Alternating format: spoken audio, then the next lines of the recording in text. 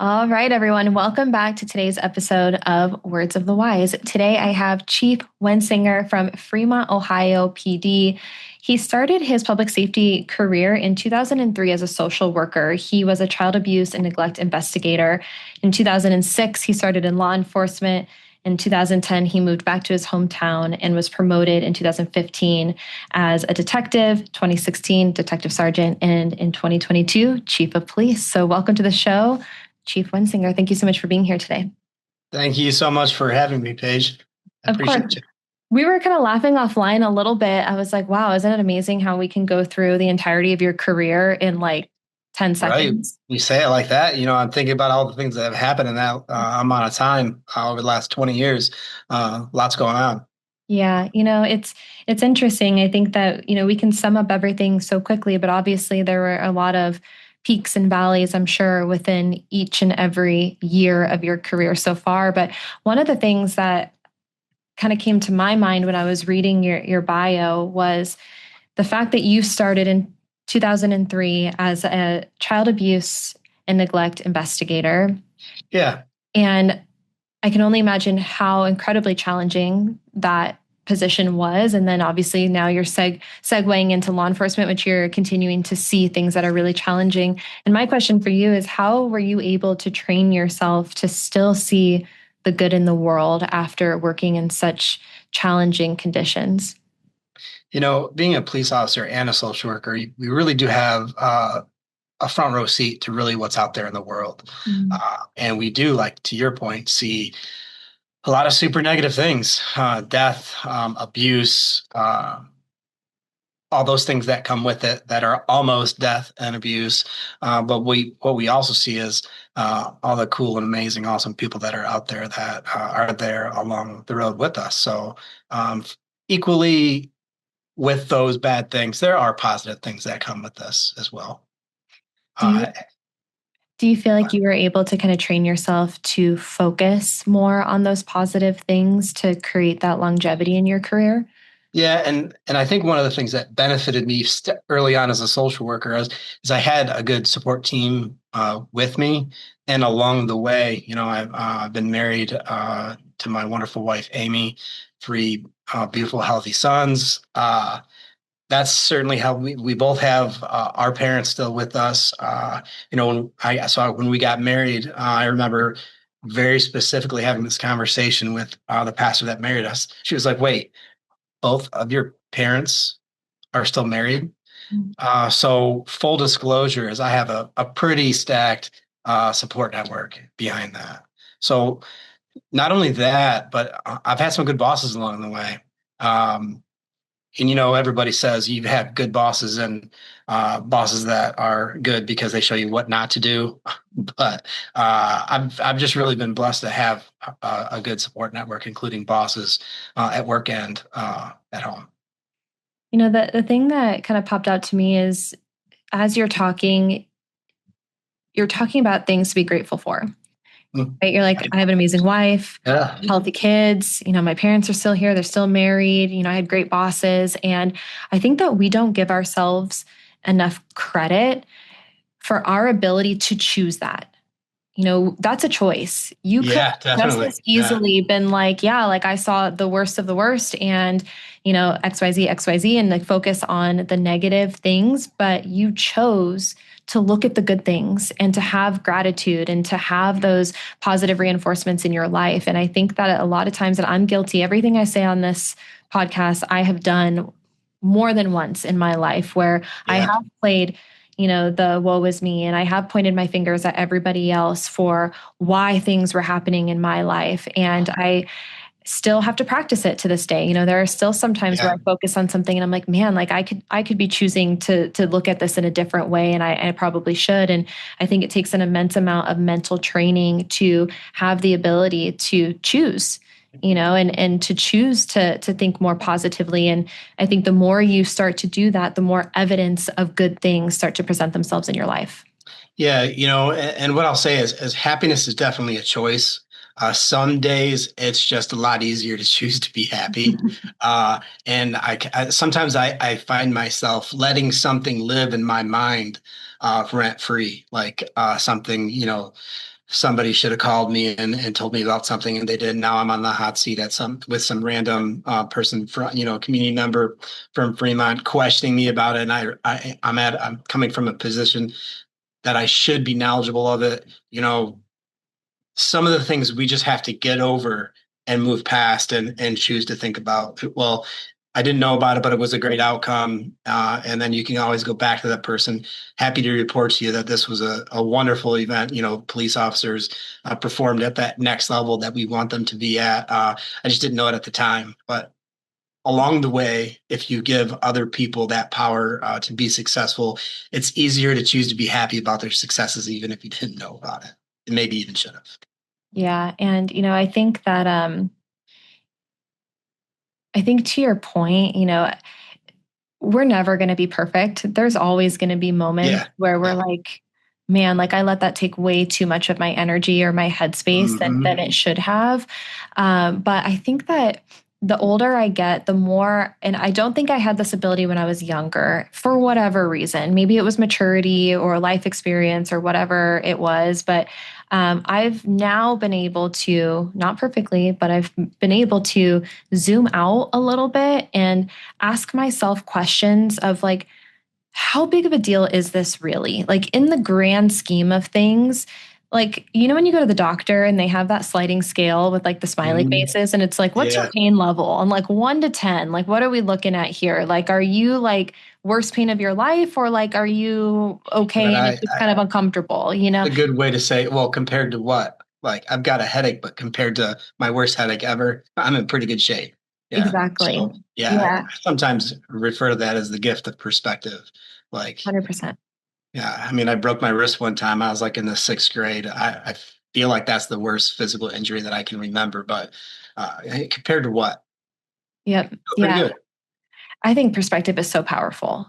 Yeah. And again, we have the ability to do that, but maybe it takes a little bit more awareness and training in order to be able to do that. Because if we're not aware of these things, then how can we implement them? Yeah, and to that point exactly, when you talk about, well, when I was younger, I don't know if I had the wherewithal to just decide to be happy. Over the last, gosh, has it been 20, yeah, about 4 years, give or take, that I've been a chief. I've had some of those learning lessons where, I tried to make a move here and then learned, well, it took a lot of my energy just to get, a couple of inches.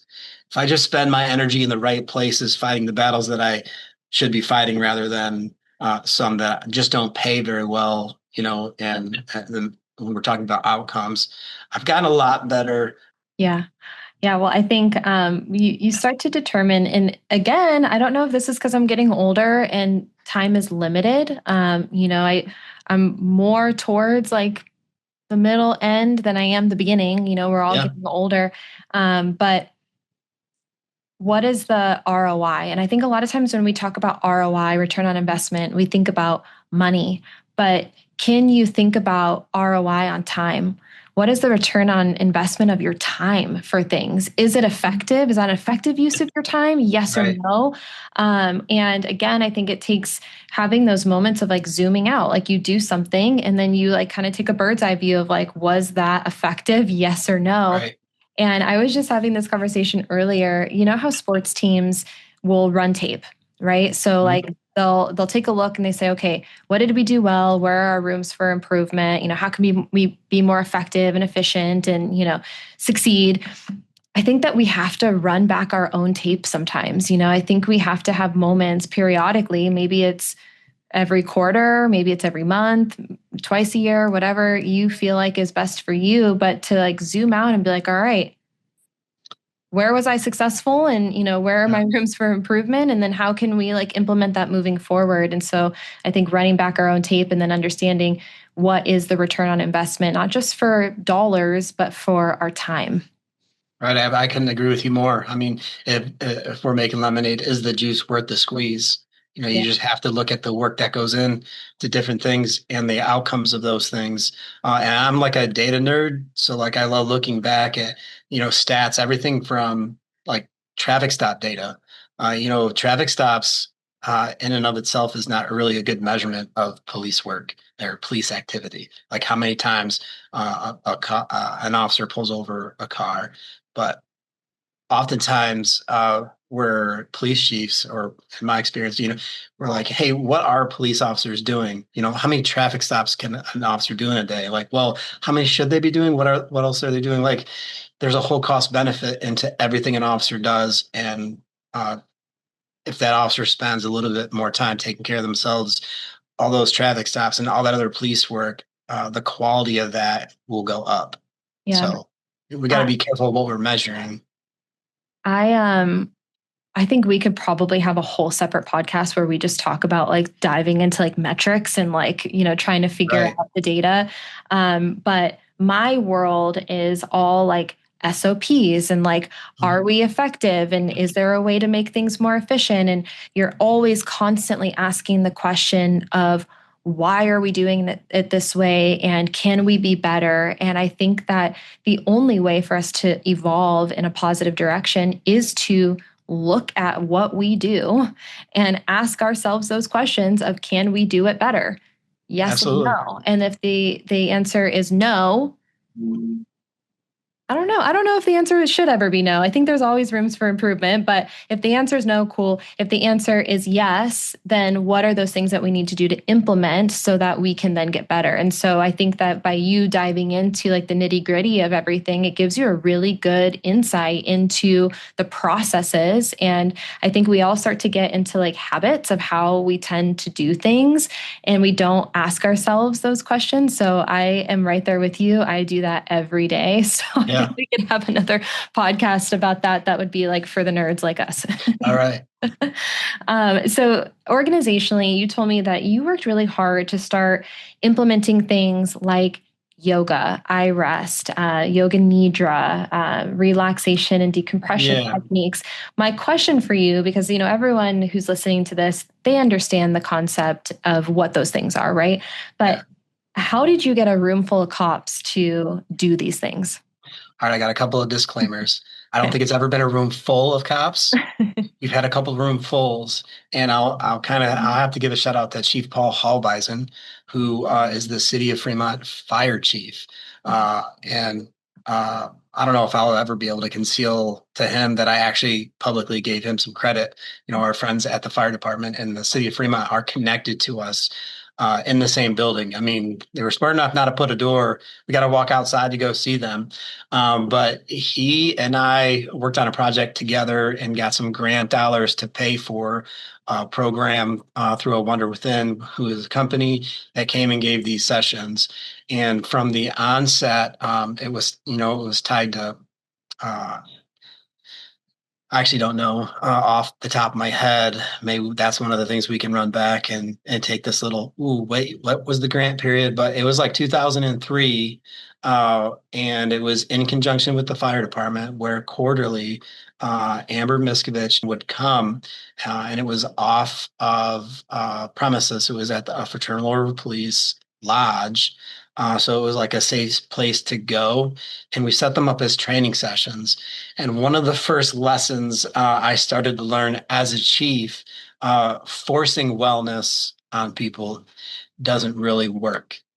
If somebody's being forced to go do something, that's what they're thinking about, in my experience, not the true benefits of whatever that program could be. It's, I don't want to be here. I'm being made to be here. Um, once I walked that back a little bit and made them optional and paid overtime, I got a little bit more buy-in, but it was still about half full of firemen and half full of cops. Mm-hmm. And for an agency the size of the City of Fremont Police Department, I think that program really only captures about 35 to 40% of our employees who are willing to go and sit in a meditation, yoga, stretching, counseling session. Because that's essentially, from my perspective, what they are. And they're great. Lots of fantastic reviews from the police officers and our friends, the firemen. Next door from next door really really enjoy it and really call it something beneficial for them. Yeah. uh, so that's kind of how that started. Now how it's continuing is just the fire chief and I, and now in 2026 It's just a line item expense in my training budget, like to continue this and other things like it. Where do you think that the resistance comes from? Where I think of this, I think it's really interesting. So when I started working with law enforcement, I started at the academy setting. And in the Mm. academy setting, yes, ma'am, no, Just walk right sir, like into it. we're doing it, like cool, like open minds, like let's go.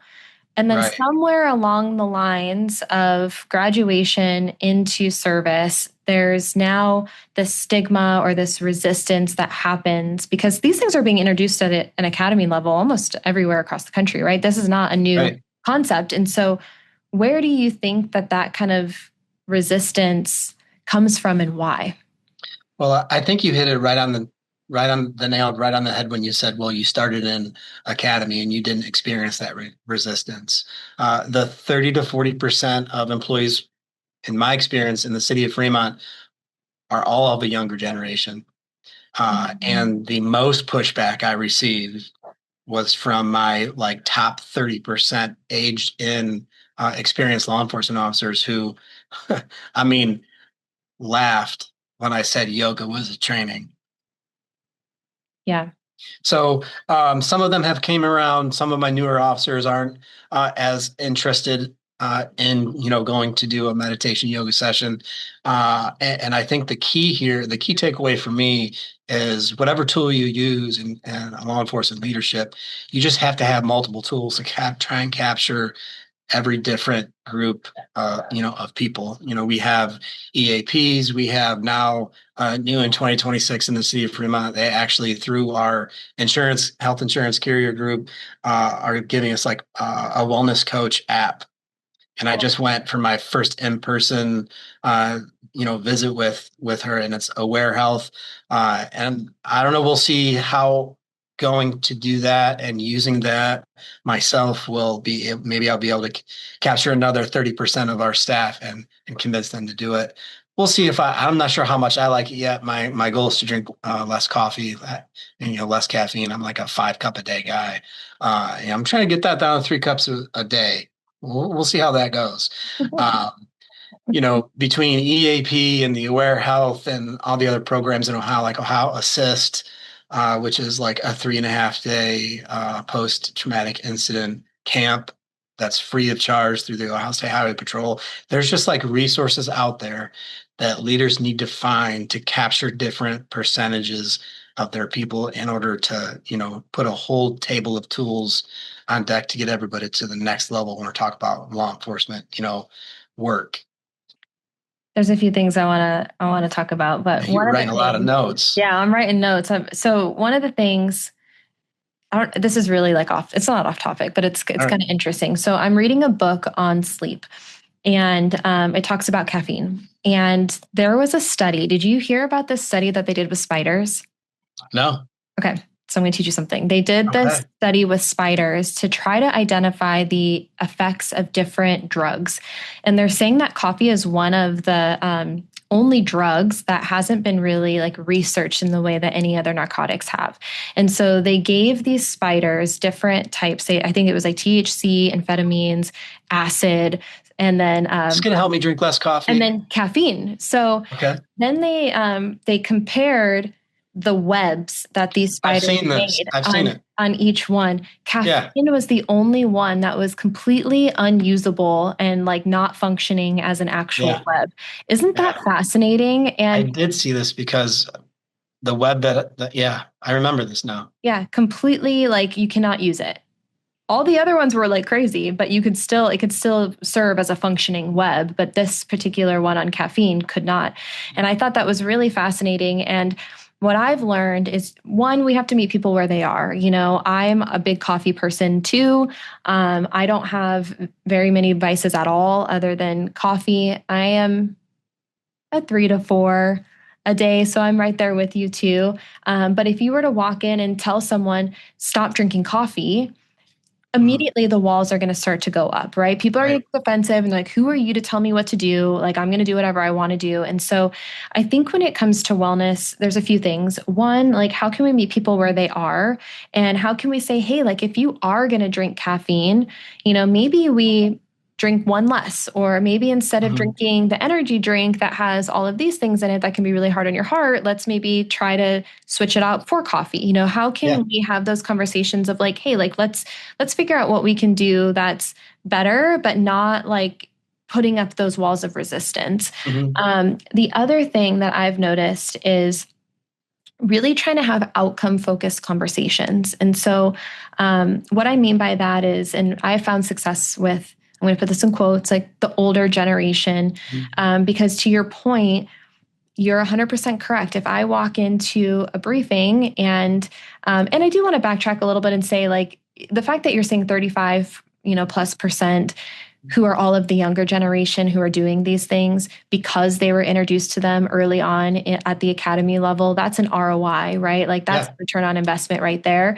Oh yeah. But for the people who did not have that, right, we're in this like transitional period where you have like the older generation who you shoved it down, you sucked it up. Like that was not a conversation, that was not a thing.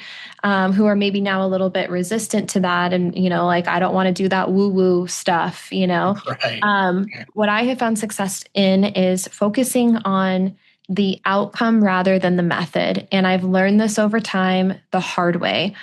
I used to be of the opinion that we are all adults and we're going to call it what it is. If it's yoga, we're calling it yoga. If it's meditation, we're calling it meditation. And then it goes back to what I said before. Like, as soon as those walls of resistance go up or resistance goes up, it's so hard to break those down again. And so I realize that we have to meet people where they are. And what I do now is I say, hey, instead of how many of you want to do yoga, how many of you want your backs to feel better? Mhm. And you're going to get a lot of the I older like that guys approach. Yeah. who are Mhm. like, yeah, I want my back to feel better. Cool. We're going to do this to get your back to feel better. Now the buy in is more there than like, we're going to get you to do yoga. Right.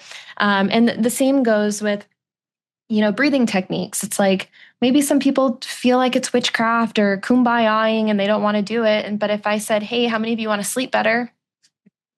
Cool. Everybody's raising their hand. Right. Cool. So this is what we're going to do. And it's going to help to improve your sleep. So it's getting buy-in for the outcome rather than buy-in for the method in which you're trying to present. So My that first big takeaway from the meeting today. Thank you. I'm gonna use that. I've learned it the hard way, man. I've been in a lot of briefing rooms where people are like, "Who are you and what is going on?" So, Mhm. um, what do you think is maybe what do you think needs to happen moving forward for us to continue seeing success in the wellness space, to break down that stigma, to get more buy-in? And ultimately, I think we all share the same mission, is that we want to extend careers and we want to make Mhm. sure that, when everyone does retire, that they have life left in them and quality of life left in them. But what do you think maybe strategically has to continue to happen, from an organizational perspective for there to be future success? Yeah. So I think I would call it like intentional programming. And so when we talk about the city of Fremont in 2026, and we have the intentional goal of like, I'm not sure, you said it very nicely when you said, well, reduction in back and knee pain, for officers getting in and out of cars. More comfortable sitting at a desk if you have to type for any amount of time, if there's a back issue.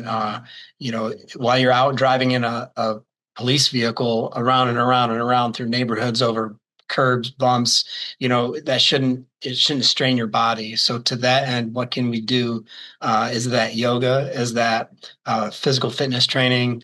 Is it a better diet? Well, it's all those things, but you have to do it intentionally. Mhm. And to your point, we talk about what happens in police academy, that's really where we need to start training the minds of our newest officers, like what they should expect, and that might be yoga, and it might be breathing techniques. I mean, I remember as a young officer, one of my field trainers taught me combat breathing. Mhm. Well, another word for combat breathing is just meditation. I use breathing to control my voice over the radio when I was going to like a bank robbery call or a domestic that somebody has a weapon or something. So to start thinking about things a little bit differently, maybe calling them things differently to different people so that they can take what is available to them and maybe something that will use it. As a young cop, for me, my field trainer, maybe he didn't know anything else to call it but combat breathing, but I thought that was awesome. And wow, if I really focus on my breathing, it really has an immediate impact on, how much breath I have. Yeah. Weird. Yeah.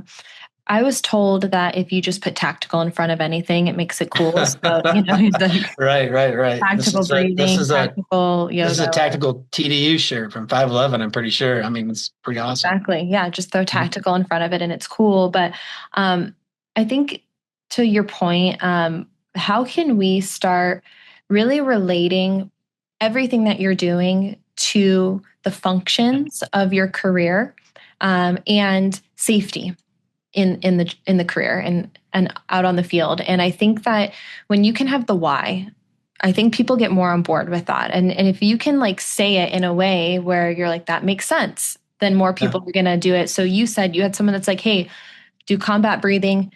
Here's why. It helps you to control your emotions. You can think clearer. You can make better, more effective decisions when you're out on that call, less emotionally driven, less mistakes, then people are like, oh, okay, that makes sense. And so I think those are the conversations of, I make the joke of like, put tactical in front of it, even though I think it's true, but how can we speak more tactically about these things and really relate them to the career? But I also think that we have to, again, meet everyone where they are, and we have to understand why wellness is important for each individual. And I think that looks different for everybody. I asked a briefing room that question. I said, why is it important for you guys to be physically and mentally fit? And I had one guy, and I laugh about this, but I think it was the perfect answer. He goes, I just want my wife to think I'm hot. Like, I just want my wife to be attracted to me. And that's Yeah. why I get up and I go to the What a gym. good reason. I think that's a great reason. Like, everyone's going to be motivated by different things. And if for him, if that gets him in the gym, focusing on his fitness, eating healthier, working out, whatever that he needs to do to stay fit because he wants his spouse to be attracted to him long term, I'm for it. Mm-hmm. Whatever is going to get you to take action. And I did want to kind of come back to this question because you did say this earlier that you recognize as a chief that we can't force people to do it. Yeah. We also talked about how in the academy, everyone is kind of forced to do it. That's a part of the training. Then they graduate and there's no real continued mandates. So, how do we bridge that gap and get people to continue to take action for themselves when wellness isn't mandatory? That's a great question. I think a lot of people are looking for the answer to that. Yeah. For me, particularly, it lives in this area of retaining the officers you want to retain. So every police chief and police leader knows that it's 2026, and over the last 24 months, hiring new officers and retaining officers is a challenge. So you start doing things, or at least in my experience, the city of Fremont and has put me in a good position to start doing things to look at officer wellness. And in my mind, it's the right things to keep the right officers in the game. Mm. And so if it's some of those new officers that are coming in with all kinds of interest, motivation to do good police work, and some of them will go to yoga, well, I'm definitely having more yoga, and if I target some of those cops that are kind of in this gray zone of they're not necessarily old school, they're not necessarily new school.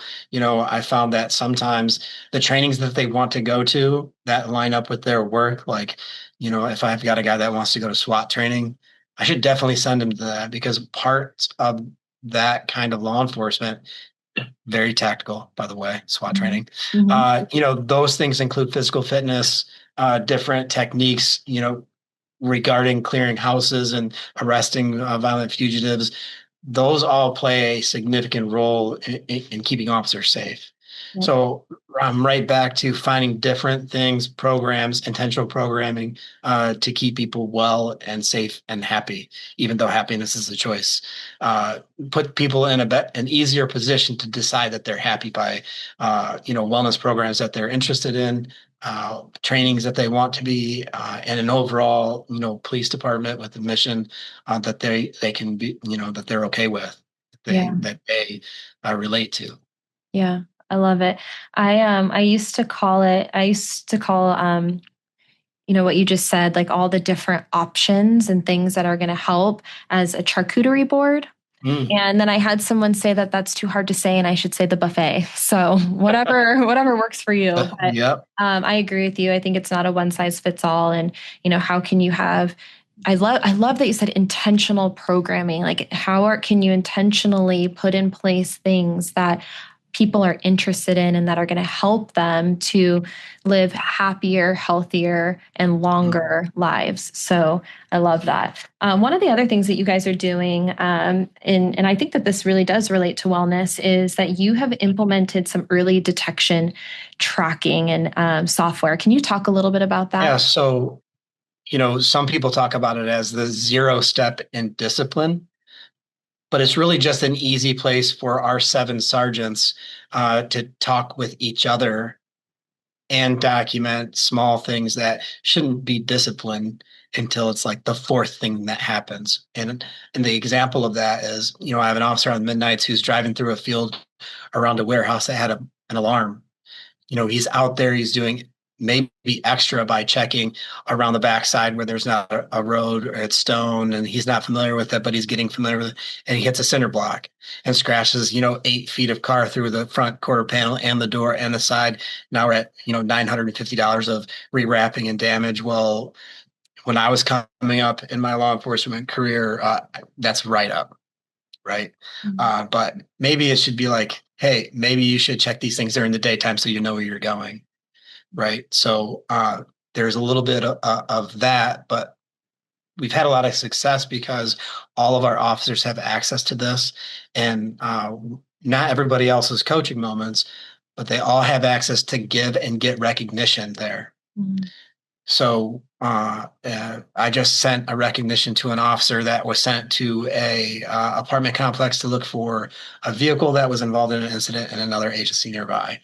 Well, she went to the parking lot, checked the other side of the parking lot, checked the other side of the parking lot, and then went to, and after not finding the vehicle and having no answer at the door, she went to the supermarket next door and found the car parked past the fence, next door. Well, that's extra, but that's part of like the next level police department work that we're trying to have all of our officers do. So I just took me, all of 6 minutes to jump on, find the report number, put it in there, and thank that officer for taking that little extra step that might not seem like a lot of work for her to do. And it wasn't. I mean, it was really on her way just to come back towards the city through the parking lot, but she found the car, right? So her extra 4 minutes of work and my extra 6 minutes of work, that pays off. So when we're talking about early tracking, the first thing that this shows up in the software is, well, what happens if you have 4 recognitions? Maybe that's something we should put in a meritorious service conduct award for, or what if you hit 6 cinder blocks? Like maybe on the third cinder block, it should be paperwork time for discipline, right? Be more careful. Uh, so each item that we enter here that all the command staff can see, there's a way to set it in the background to count and then notify us when there's an accumulation of a certain thing, positive, maybe sometimes a negative thing. Now, if we start looking at multiple negative things from different sources, maybe it's something, one more extra way that we have as a flag to maybe we should be checking on this officer. Yeah. Tardy one day a week, once in the prior week, and then they hit something in a parking lot. These are all super low level coaching moments. But altogether, over the last 7 months, if you've had consistent coaching moments, maybe it's time to check in on that officer. Now in 2026, I'm hoping to expand this to identify more critical incidents so that we can not necessarily get a count of critical incidents per officer, but I'm just trying to wrap my head around, the command staff and I are, what a critical incident is, because critical incidents are any incident that really has an effect on an officer. And this is varies greatly between officers. We uh, mentioned them earlier, our seasoned veterans. They've seen a few bodies. They're going to react to that differently than my fresh, brand new cop, no matter how much yoga he or she has had coming right out of academy. Yeah. So I'm trying to wrap my head around this software and the best way that we can use it to set up officers so that there's one more tool we can use to see distress signals on one end of it and really give credit where credit is due on the other one. I don't know how agencies bigger than the city of Fremont do it, because it's like an email that we all log in. It sends us automatic notices. We can all see each other's coaching, and it is just a time saver. Mm. Yeah, there's a couple things I want to kind of dive into. One, I really I like that you call it like coaching opportunities, because I think that that feels it feels like you genuinely want the person to succeed, Yeah. versus like we're just going to discipline, discipline, discipline. I Uh, mean, yeah, so we can talk about progressive discipline policies and zero-step discipline, but I agree that coaching moments are a lot easier to swallow. It's like the spoonful of sugar that helps somebody just do a little bit better rather than dwell on, I'm not going into any more parking lots, but if there's a cinder block in there, like I don't want to get paper. yeah, But yeah, if it's just some random accident, let's just call it that and coach somebody up. yeah. I also am a really big fan of rewarding behavior that you want to see and celebrating wins. And I've used this analogy before, but I think it's really relatable. So if you were in a romantic relationship with someone, let's say like your wife or my fiance or whatever, right? And the only thing that that person did was just tell you every time you messed up. And they just tell you all the things you did wrong over and over and over again. And they never, ever, ever gave you like a thank you or I appreciate you or you did this. Zero glow ups. Yeah. Yeah, Be problem. that relationship probably wouldn't last very long or it wouldn't be a very happy relationship. And so when we talk about retention, and you said that how retention is really important and you want to keep your people there if you can, I think the same concept can apply. It's like, how do you, like, yes, there are things that you have to say that maybe are coaching opportunities, maybe they're even disciplinary actions, but can you also recognize the good stuff? Because there are good things. People are going out and doing a Yeah. good job. Can you celebrate the wins? Can you give verbal recognition for those things? And I think that it helps when the hard things come up because they're bolstered up by a lot of the good things. And it talks Yeah. about what we talked about before, like you can keep going if you know that there's good. But if you're just Mhm. being beat down all the time and everything is bad, that's tough. Yeah, yeah, I completely agree with you. And you have to build the relationship before you need the relationship. And what Mm. I mean by that is, to your point of my wonderful wife and all the compliments she gives me, or that I give her, when we run into something really difficult, we're in a much better place rather than having been fighting the last month, having these real conversations and loving each other. And I say that in a way, it relates to the officers that work at the Fremont Police Department. And I'm sure at many other police departments, no matter how big they are, these officers that work together build relationships with each other. It's very valuable to allow them the space to give each other recognition that is somewhere that's real, that's documented. These things also come up in yearly evaluations. Like we literally print them off and attach them to yearly evaluations. So like my favorite example of hitting the cinder block, sure, hit a cinder block, but look at 17 other times they were recognizing for doing all these small things, Yeah. positive things. So it's paying off that decision. Could you also include those things? And obviously we have so much technology that's coming out right now, my brain kind of immediately went to, could you take all of those really good things and include that for someone's retirement? You know, you have almost like a booklet of like, look at all the good work you Yeah. did. Like, how Yeah. cool is that? You know, like when they're on their way out and they can have like something to flip through, I think is really, Yeah. really kind Great of idea. cool. I wanted to say this last thing because you're a coffee person, and I think it relates a lot to what you said about building relationships, and it's all about the people, and you know, how do you set everyone up for success, and how do you make it about the people? There was one of the CEOs of Starbucks. He came in and he said, "We are not." Let me make sure I say it the right way. Um, we are not a coffee shop. No, hold on. I feel like I've heard this. We're not a coffee company. We sell coffee, and we're a company of people or something. Yeah, yep, yeah. But the way he said Search it, it up. well, I have it written down because I think about this all the time, and I don't know why I'm drawing a blank right now. He said, we aren't a coffee company serving people. We are a people company serving coffee. Oh, very good. Yeah. I really like, to me it's like, how can we start with the foundation? It's about the people, and then everything that you're serving after that will be a reflection of the work and the foundation that you created with the Mhm. people. And so that's something that like kind of really changed my perspective a lot when it comes to like building teams and the type of service and things that Yeah. we offer. Yeah. And actually, I have a direct experience to really exactly to what you're saying.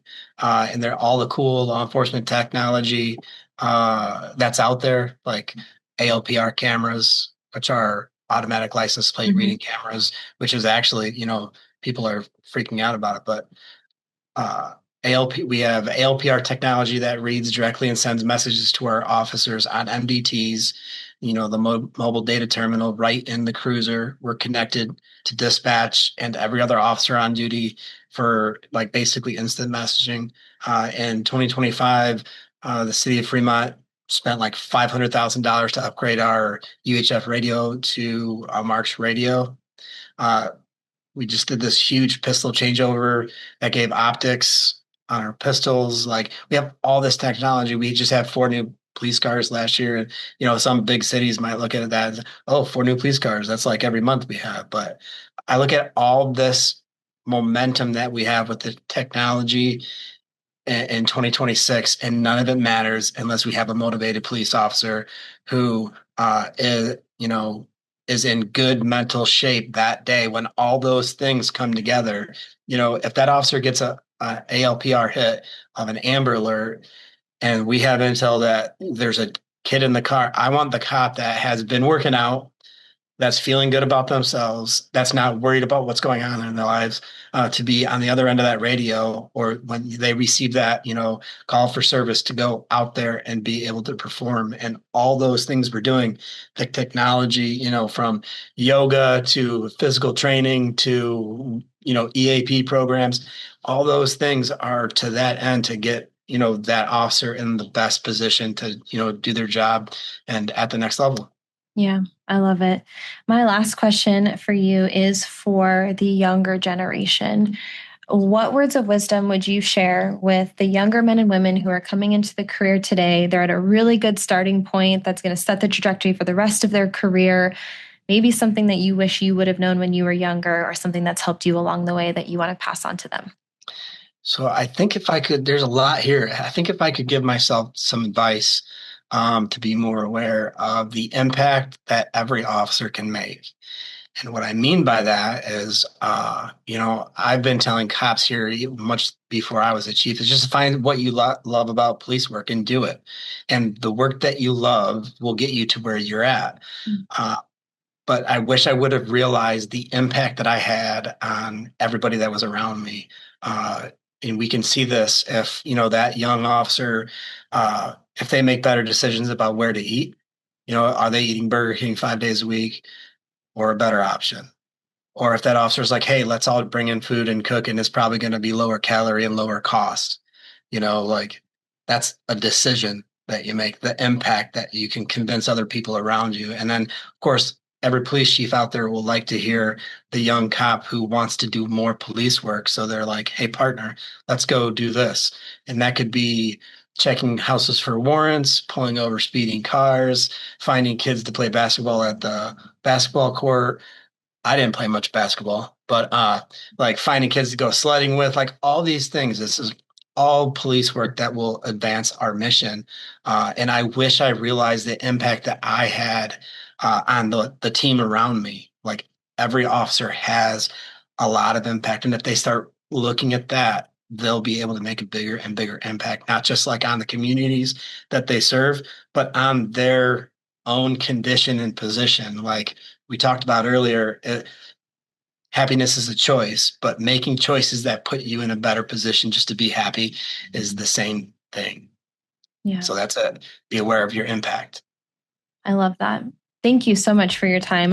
This was fun. I enjoyed that conversation a lot. So Thank you so much for coming on here with me today. Well, thank you for doing what you do. Thank you. Appreciate it.